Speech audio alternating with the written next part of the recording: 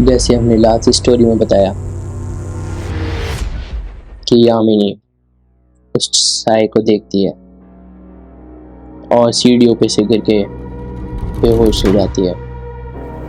उसका खून सर से बहता रहता है और सर फट जाता है।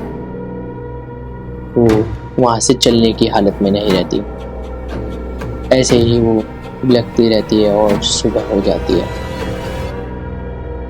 सुबह ही उसका पति मुंबई से दिल्ली आ जाता है और वो जब अचानक से उसको देखता है तो यामिनी उसके गले लग जाती है और रो रो के उसको एक एक चीज की खबर देती है।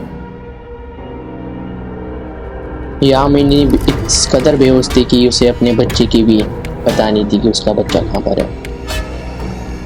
यामिनी पहले तो फर्स्ट एड लेती है, डॉक्टर से दवाई लेती है, उसके बाद चीज़ों को ढूंढना शुरू करती है और उसका बच्चा जो नीचे खेल रहा था वो अभी भी अपने कमरे में नहीं था। तो कहाँ था उसका बच्चा, कहाँ गायब हुआ और किसने गायब किया? ये चीज़ लेके वो लोग धीरे धीरे बहुत परेशान होना शुरू हो गए। आसपास के इलाके में उन्होंने ढूंढना शुरू किया। पुलिस आई, पुलिस ने ढूंढना शुरू किया, रिपोर्ट लिखी, लेकिन बच्चा नहीं मिल रहा था। बहुत परेशान हुए। यामिनी बहुत रो रही थी और साथ ही में यामिनी के परिवार वाले और लोग भी आ गए। वो लोग बहुत परेशान हो रहे थे। सुबह से दोपहर का समय हो जाता है।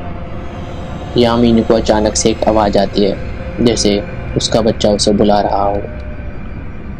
यामिनी एक साथ झट से उठती है और अपने बंगले के पीछे वाली साइड के एक कमरे में जाकर रुक जाती है। जब वो वहाँ जाकर देखती है तो उसका बच्चा अभी भी उसी टॉय के साथ खेल रहा होता है। बच्चा तो मिल जाता है लेकिन परेशानी अभी भी ख़त्म नहीं हुई।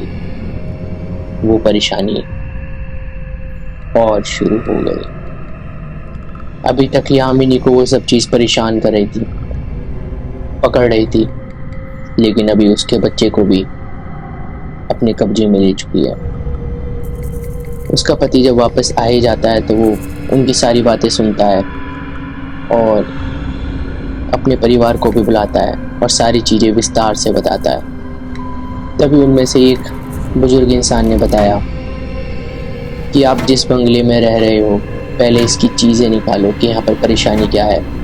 वो कौन सा साया है जो यामिनी को परेशान कर रहा है। अलग अलग तरीके की चीज़ें हो रही हैं पर यामिनी इतनी परेशान थी कि उसे कुछ नहीं सूझ रहा था और उसको बुखार भी बहुत तेज होना शुरू हो गया। शाम का समय हो जाता है, फिर वही चीज़ें शुरू हो जाती हैं। धीरे धीरे सब लोग खाना खाते हैं, एक साथ ही उस बंगलों में रुके हुए होते हैं। लेकिन अचानक से यामिनी को 11 बजते ही फिर से आवाज़ आनी शुरू होती है और आज यामिनी को ही नहीं, यामिनी के साथ उसके पति और उसके अन्य परिजनों को भी उसकी आवाज़ आनी शुरू हो जाती है। आवाज़ इस कदर आनी शुरू होती है कि सबके सब लोग घबरा जाते हैं और एक ही कमरे में आकर इकट्ठे हो जाते हैं। वो लोग ध्यान से देखते हैं कि उस कमरे की विंडो से किसी के हाथ दिखाई दे रहे थे, किसी के उल्टे पैर दिखाई दे रहे थे। वो लोग इतने घबरा जाते हैं जिसकी कोई हद नहीं। अलग अलग तरीके की चीज़ें, बिल्ली का रोना, कुत्ते का चिंघाड़ना, अलग अलग चीज़ें वहाँ पर होनी शुरू हो जाती हैं। उनमें से एक इंसान कोशिश करता है उस कमरे के बाहर जाने की। उस कमरे के बाहर जैसे ही वो आदमी कदम रखता है वो फटाक से गिर जाता है। अलग अलग आवाज़ें आती हैं और वो ये आवाज़ चारों तरफ गूंजना शुरू हो जाती है। छम छम छम छम छम। उस आदमी को बड़ी मेहनत से दूसरे लोग अंदर उठा के लेके आते हैं और कमरे में बैठाते हैं।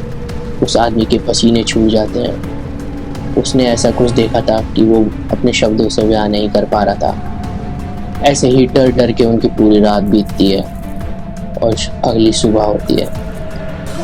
अगले ही दिन वो लोग उस बंगले के पहले मालिक को बुलाते हैं और इस चीज़ के बारे में पूछते हैं, तो उस बंगले का मालिक कुछ इस कदर अपनी बातों को बताता है।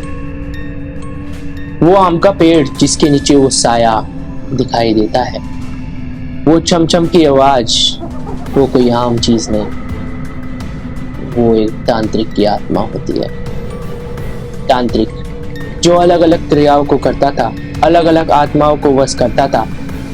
एक दिन किसी क्रिया को करते वक्त उस पर आक्रमण हुआ।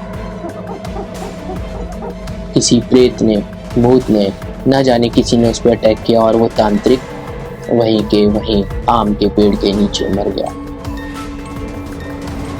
वो छमछम की आवाज कोई और नहीं, वो इसी तांत्रिक की है। वो महिला तांत्रिक। अलग अलग घटनाएं, अलग अलग क्रियाएं वहां पर आज भी होती रहती हैं। यह एक सत्य घटना है और ये तांत्रिक की आत्मा आज भी उधर भटकती रहती है। कोई भी उस पर काबू नहीं पा पाता और इस कदर वो सबको परेशान करती है कि लोग हक्के बक्के रह जाते हैं और मजबूर हो जाते हैं उस बंगलों को छोड़ने पे। धन्यवाद। यामिनी का पार्ट नहीं पे खत्म होता। Thank you.